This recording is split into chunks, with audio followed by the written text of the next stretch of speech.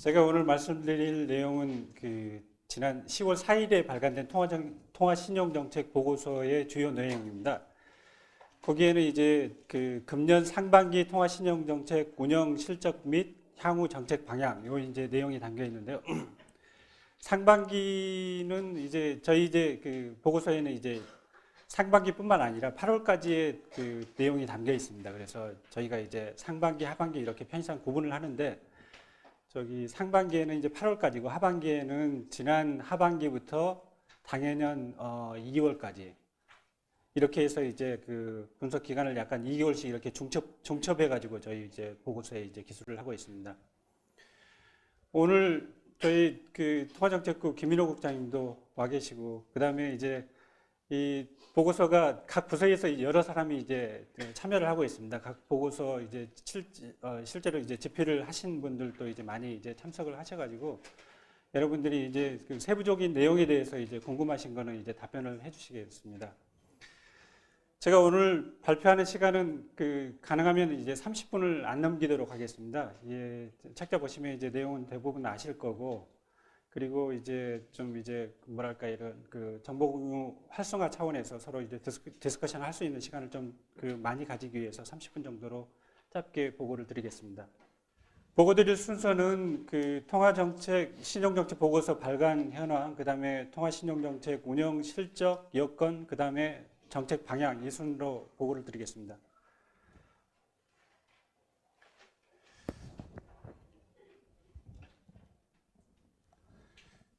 한국은행법 96조에 의해 가지고 통화신용정책 보고서를 매년 2회씩 발간하고 있습니다. 처음으로 발간한 해는 98년이고요. 그 다음에 2004년부터 2회로 이제 확대해 가지고 발간을 하고 있습니다. 발간 취지는 통화신용정책에 대한 국민의 이해를 제고시키고 정책의 투명성을 높여서 결국 통화정책의 유효성을 높이자는 데 있다고 하겠습니다. 발간 시기는 아까 말씀드렸듯이 이제 원칙적으로 3월 말, 9월 말 이제 발간을 목표로 하고 있고, 대상 기간은 이제 직전 8개월 시기를 이렇게 대상을 하고 있고, 차제는 1장에서 경제금융동향, 2장에서 통화신용정책 운영 실적, 3장에서 향후 통화신용정책 운영 방향 이렇게 기술을 하고 있습니다.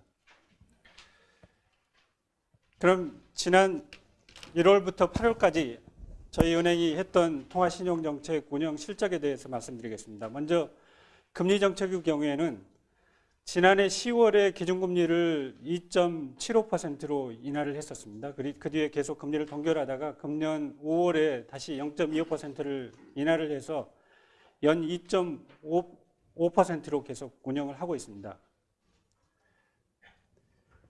지난 5월에 기준금리 인하 배경을 보면은 먼저 성장의 하방 위험을 들 수 있겠습니다. 저희가 이제 기준금리 결정을 할 때는 매번 성장, 물가, 금융시장 상황, 주요국의 통화정책 동향, 그 다음에 경제정책, 정부의 경제정책 이런 것들을 종합적으로 고려해서 결정을 합니다. 그래서 맨 먼저 이제 배경이랄지 이런 데 등장하는 걸 보면은 이제 성장이 이제 뭐 어떻게 되느냐, 물가가 어떻게 되느냐 이런 게 이제 맨 먼저 이제 기술이 되는데요. 5월에 기준금리 결정할 당시에는 이제 세계 경제 회복세도 상당히 더디고, 그 다음에 이제 엔화 약세도 있고, 북한 관련 리스크도 이제 증대되고, 그래서 성장은 하방 위험이 확대된 걸로 판단을 했습니다. 그리고 물가 상승 압력은 수요 압력도 낮고, 그 다음에 공급 측 요인, 석유류랄지 농산물 가격이랄지 이런 것들도 이례적으로 안정이 돼 있어가지고, 물가 상승 압력은 당분간 낮은 수준을 유지할 걸로 판단을 하였습니다. 그리고 ECB가 5월에 기준금리를 인하를 했고, 그다음에 추가 경정 예산도 5월에 이제 국회를 통과를 했습니다. 이런 시기에 맞춰서 기준금리를 인하를 하면서 정책 효과를 극대화할 필요도 있다, 이런 것도 고려가 되었습니다. 5월에 금리를 인하한 이후에 6월부터는 5월에 있었던 기준금리 인하, 그다음에 추경 편성의 효과 이런 것들을 주시하면서 이제 계속 금리를 동결을 했었는데, 특히 7월에 수정 경제 전망에서 성장률은 금년하고 내년 모두 0.2%포인트씩 이제 높아질 걸로 예상이 되었고, CPI 물가 상승률은 이제 금년에는 낮지만은 이례적인 요인에 의해서 낮지만은 2014년에는 그 물가 목표 범위 내인 2.9%로 이렇게 높아질 걸로 예상을 했습니다. 그리고 연준의 양적 완화 축소 우려 때문에 금융시장 불확실성은 높게 유지될 가능성이 높다고 판단을 하였습니다. 그래서 이런 모든 것들을 고려해서 계정금리를 계속 동결을 했습니다.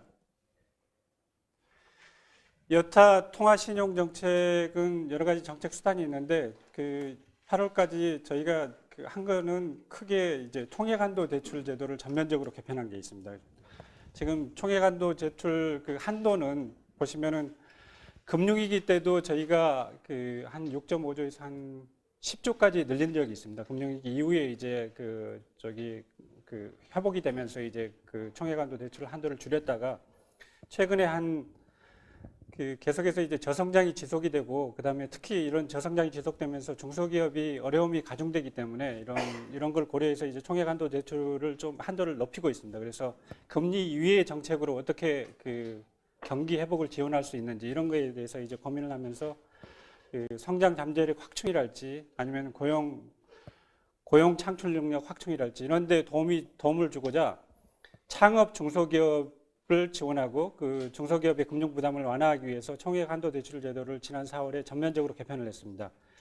핵심적인 내용은 3조 원 규모의 기술형 창업 지원 한도를 신설을 했고 무역금융 지원 한도를 1.5조 원으로 확대를 했고 대출 금리도 0.5에서 1.0%로 인하를 했는데 특히 기술형 창업 기업에 대한 지원은 0.5%의 낮은 금리를 적용하였습니다. 그리고 계정금리 결정 과정의 투명성을 제고하기 위해서 지난 5월 금통위 금리 결정 이후에 이제 총재님 기자간담회에서 계정금리 결정의 찬반 유언수를 공개하도록 했습니다. 그 이전에는 구체적인 숫자는 공개를 안 하고 만장일치 여부만 공개를 했었는데 이제 만장일치가 아닐 경우에 찬성 반대 숫자를 공개하기 시작했습니다.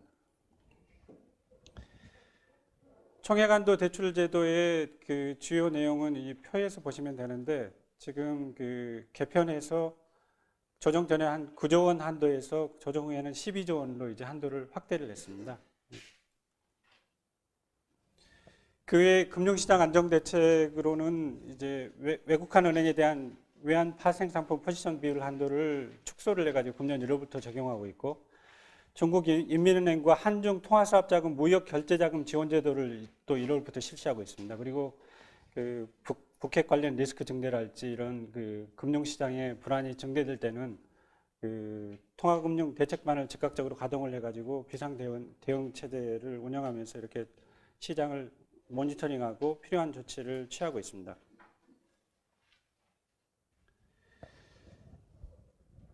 금융기관에 대한 공동검사를 실시하여 시스템적 리스크 요인을 점검하고 있는데 금년 8월 중에는 정기 종합검사를 6건 실시를 하고 수시 부문 검사를 1건 실시한 적이 있습니다. 이 관련해 가지고는 오늘 아침 조간신문에도 좀 크게 났더라고요. 이런 지난 8월까지의 통화신용정책 운영은 저희 이제 세계 경제, 대내 경제 여건을 보고 하는데 대내 경제 여건에 대해서 이제 간단히 설명을 드리겠습니다. 먼저 세계 경제는 주요 선진국을 중심으로 점차 개선이 되지만 중국 등 주요 신흥국은 성장세가 다소 약화되는 걸로 약화되었습니다. 국제금융시장은 대체로 안정을 지속을 했는데 5월에 이제 연준의 양적 완화 축소 우려가 이제 불거지면서 일부 신흥국은 외국인 투자 자금이 급격히 유출이 되면서 자국 통화 가치가 급속히 절하가 되고 이렇게 불안한 모습을 보였습니다. 아래에서 보시면은 금리 같은 경우는 글로벌 미국, 독일, 일본 등 글로벌 금리가 5월 이후에 이제 가파르게 상승을 보였습니다. 그리고 지금 금년 들어서 선진국 경기는 굉장히 이제 좋고 신흥국은 성장세가 다소 약화되면서 이제 주가에도 그런 게 반영이 된 것 같습니다. 반영이 되고 있습니다. 그래서 선진국 주가는 연초 이래 계속 상승을 하다가 5월에 양적 완화 축소 우려 때문에 일시 조정을 받은 다음에 다시 이제 그 이전 수준을 회복을 했는데 선진국, 후진국, 신흥국 주가는 연초 이래 쭉 완만히 조정을 받다가 5월에 큰 폭으로 이제 5월 이제 양적 완화 축소 우려 이후에 이제 큰 폭으로 조정을 받고요. 그 이후에도 이제 낮은 수준에 있습니다. 국내 경제 상황에 대해 설명을 드리겠습니다. 2013년 들어 그 국내 경제 성장세는 꾸준히 회복되었습니다. 지난 3, 4분기의 성장률이 전기비로 0.0이었습니다. 그러니까 성장 정체를 보였다가 4, 4분기에 0.3%로 이제 성장률이 조금 높아지고 1분기에는 이제 성장률이 0.8%로 조금 더 높아진 다음에 2분기에는 1.1로 높아졌습니다. 그래서 성장세가 이제 점점 이제 회복이 되었고요. 물가는 뭐 여전히 1% 초중반대에서 유지되고 있습니다. 이 물가는 이제 뭐 수요 압력도 낮지만은 다른 이제 무상 보유기랄지는 제도적 요인도 있고, 그다음에 석유류하고 농산물 가격이 이례적으로 이제 예상보다 낮았습니다. 그런 것들이 이제 복합적으로 영향을 미쳐가지고 물가 상승률이 낮은 수준을 유지를 하고 있습니다. 그렇지만 일반인 기대 인플레이션이 3% 수준을 계속 지속을 하고 전문가 기대 인플레이션은 2.2% 조금 낮아졌습니다. 그렇지만은 물가 상승 물가 기대랄지 이 물가 상승 기대는 여전히 좀 높은 수준을 유지하고 있는 게 아닌가 이렇게 판단을 하고 있습니다. 금융시장 상황을 보면은 1, 4분기에 은행 대출은 여기서 보시면 1, 4분기에 은행 대출이 처음으로 감소를 했습니다. 이게 굉장히 오랜 기간 동안에 이제 처음으로 감소를 했는데 2, 4분기에는 이제 다시 이제 은행 대출이 증가를 하고 비은행 대출은 꾸준히 증가하고 있지만은 지난해 하반기에 비해서는 이제 증가세가 소폭 둔화됐습니다. 이게 상호금융 등에 대한 이런 감독이 강화되면서 그 영향이 이제 좀 증가세를 조금 둔화시키는데 작용한 것 같습니다. 통화 증가율은 연초에 지금 한 2월에 한 5.3%, 5몇 퍼센트 정도로 높아졌습니다. 이게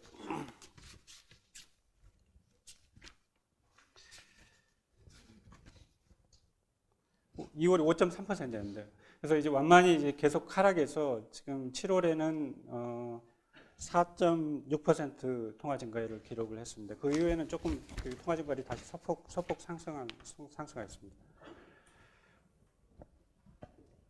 금리 주가, 금융시장 가격 변수를 보면은 이제 장기 시장 금리가 5월 초까지는 하락을 하다가 기준금리 인하 이후에 이제 상승을 했습니다. 이제 그 위에 이제 은행 여수진 금리나 이제 대출 금리는 이제 특히 이제 은행 대출 금리는 단기 시장 금리의 영향을 더 많이 받는 관계로 이제 그 이후에도 5월 이후에도 계속 낮아져 왔습니다.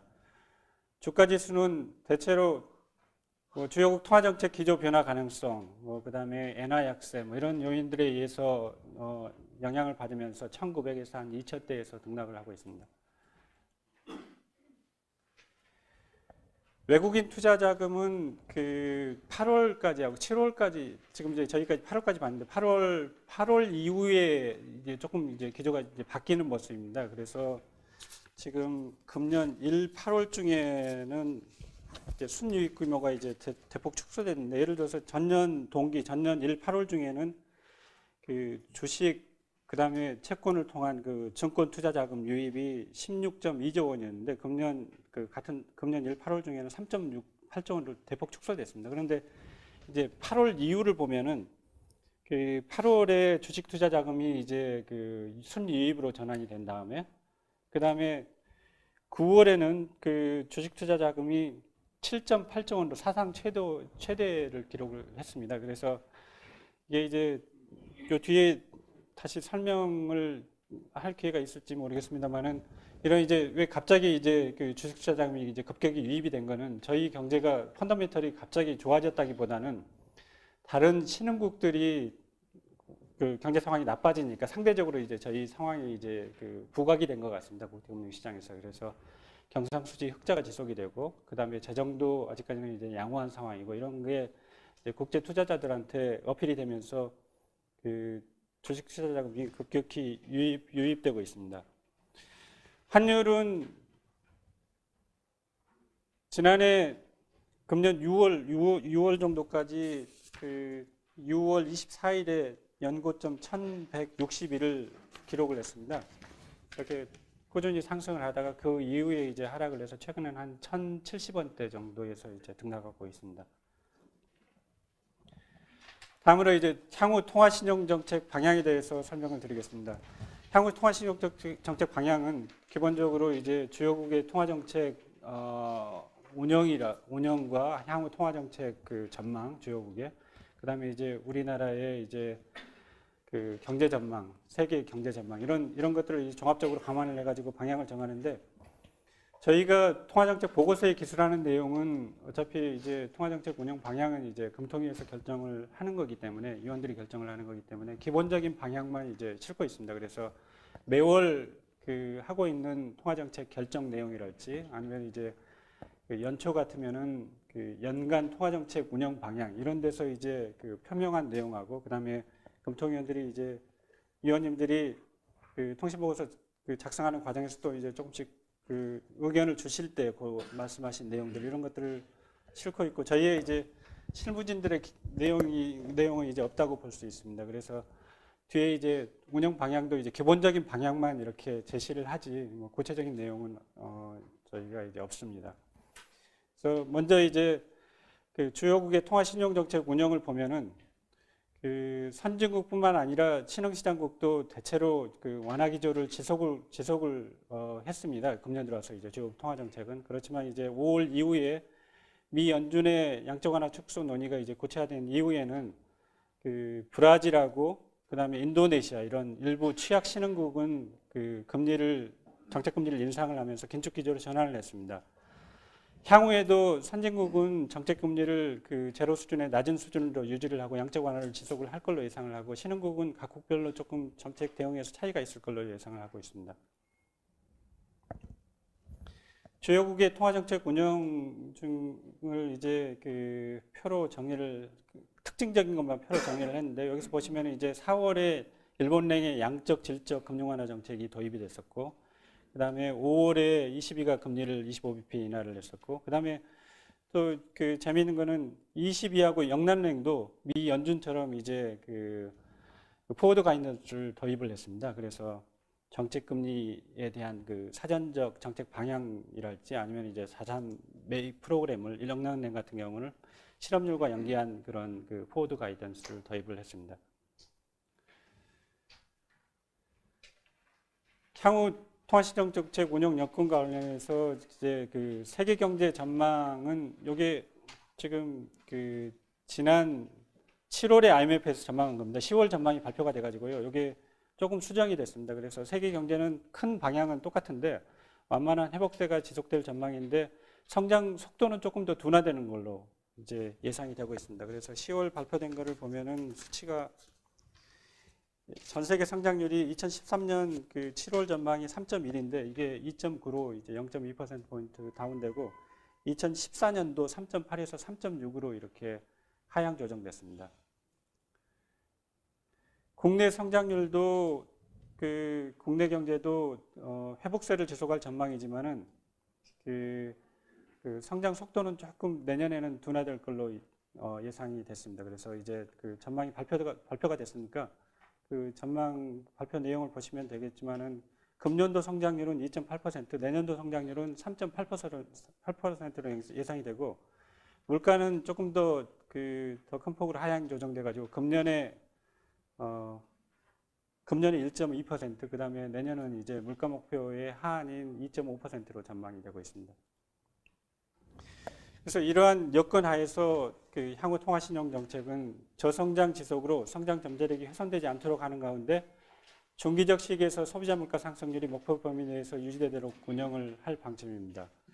특히 미 연준의 양적 완화 축소 등 해외 위험 요인의 정계 양상 및 정계 상황 및 영향에 깊이 유의하고 지난 5월의 금리 인하 및 정부 정책의 효과 등을 면밀히 점검해 나갈 계획입니다. 통화신용정책의 유효성을 높이기 위한 노력도 강화할 것인데 기준금리 조정의 파급 효과를 제약할 수 있는 요인에 대해서 면밀히 분석하고 이를 완화시킬 수 있는 방안을 마련하는 한편 금융시장 참가자 및 일반 국민과의 커뮤니케이션도 계속 확대해 나갈 것입니다. 총액 한도 대출 제도를 계속 개선하고 지원 한도, 대상 부문 등을 탄력적으로 조정 운영할 계획입니다. 그리고 금융 외환시장 안정을 위한 노력도 계속할 것입니다. 그래서 이거는 그냥 보시면 자료에서 보시면 되겠고요. 저희가 마지막으로 시간이 조금 되니까 그 참고 금리 상승기의 특징 및 시사점 하나만 설명을 드리도록 하겠습니다. 저희가 그 통화신용정책 보고서 안에 그 참고가 이번에는 9개가 있습니다. 그래서 그동안에 이제 그 국내 금융경제 현안이나 아니면 이제 향후 통화신용정책 운영과 관련해서 이제 시사점이 높은 그런 이제 주제를 발굴을 해가지고 그걸 이제 좀 심층적으로 살펴보고 그걸 이제 참고로 게시를 하고 있습니다. 이거는 이제 참고 맨 마지막에 있는 금리 상승기의 특징 및 시사점입니다. 그래서 그 지난 5월에 그 연준의 양적 완화 축소 우려가 있은 다음에 우리도 그 장기 시장 금리가 단기적으로 한 60pp 이상 이렇게 급등한 적이 있습니다. 그래서 앞으로 이제 연준의 양적 완화 축소가 이제 그 가시화되고 이제 그 국제금융시장 상황에 따라서는 또 이제 금리가 상승할 우려가 있으니까 이제 그런 거에 대해서 이제 미리 점검을 해보자는 취지에서 이걸 이제 본 겁니다.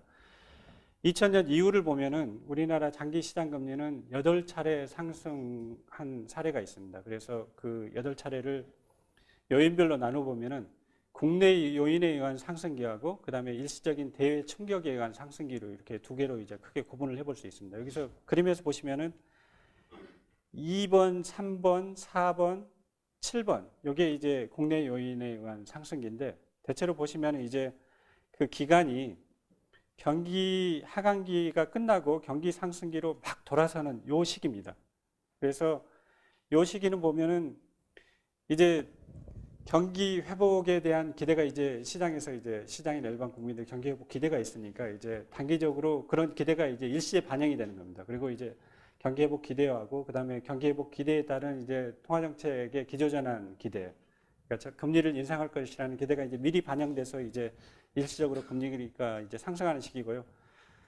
그리고 여기서 1번, 6번, 5번, 6번, 8번 이 경우는 일시적인 그 대외 충격에 의해서 금리가 상승하는 시기로 이렇게 구분을 해볼 수 있겠습니다. 금리 상승 속도를 보면은 먼저 이제 국내 요인에 의한 그 금리 상승은 장기간에 걸쳐 완만하게 진행이 됩니다. 이게 왜 그러냐면 이제 국내 경기가 이제 경기 회복에 따라 가지고 이제 뒷받침이 되기 때문에 금리가 이제 장기 금리도 계속해서 상승을 하고 그렇지만 이제 그 그룹 2 그 일시적인 대외 충격에 의해서 상승하는 경우에는 금리가 짧은 기간에 가파르게 상승을 했다가 다시 이제 좀 그 상승폭이 이제 좀 축소가 됩니다. 그래서 여기 구체적인 기간하고 변동 폭은 저희 이제 보고서에 이제 정리가 되어 있으니까 이제 보시면 되겠습니다. 그래서 금리 상승에 따른 영향은 뭐 경기 회복에 따라서 장기 금리가 자연스럽게 상승하는 시기는 부정적 영향이 별로 없었던 걸로 저희가 판단을 하고 있고요.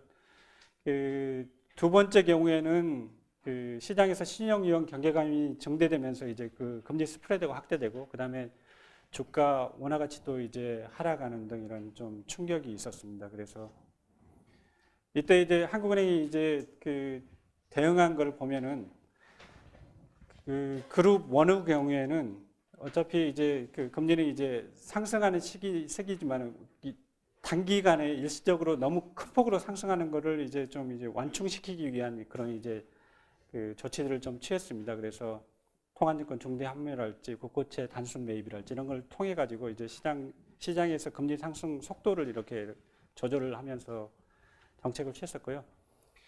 두 번째 기간에는 이제 어차피 금융시장이 이제 불안해지는 상황이기 때문에 금융시장 불안을 완화하기 위한 조치를 취했고 이렇게 한국은행의 정책이 있은 다음에 시장금리는 이제 상당히 큰 폭으로 이제 하락을 했습니다. 이런 과거의 그 금리 상승기의 특징과 특징으로부터 저희가 얻을 수 있는 시사점은 앞으로 미 연준의 양적 완화 축소 시기 및 속도 등에 대한 시장의 예상에 따라 가지고 그 금리가 큰 폭의 변동성을 보일 가능성이 높고 그리고 금리가 급등할 경우에는 금융 실물 경제가 큰 충격을 받을 걸로 이제 예상이 됩니다. 그래서 이런 이제 금리 상승을 예상을 해서 금융기관의 건전성 제고, 기업 구조 조정, 그다음에 가계부채 구조 개선 이런 것들을 통해서 이제 금리 상승 충격을 좀 흡수할 수 있는 그런 걸 좀 이런 조치들을 좀 미리 이제 대비할 필요가 있고, 그리고 한국은행은 이런 그 대외 충격에 의해서 이제 불안시 심리가 확대되면서 국내 금융시장에 교란이 발생할 경우에는 그 적극적인 공개시장 조작이랄지 이런 걸 통해서 금융시장 안정 조치를 취해 나갈 계획입니다. 이상 그 발표드렸고요.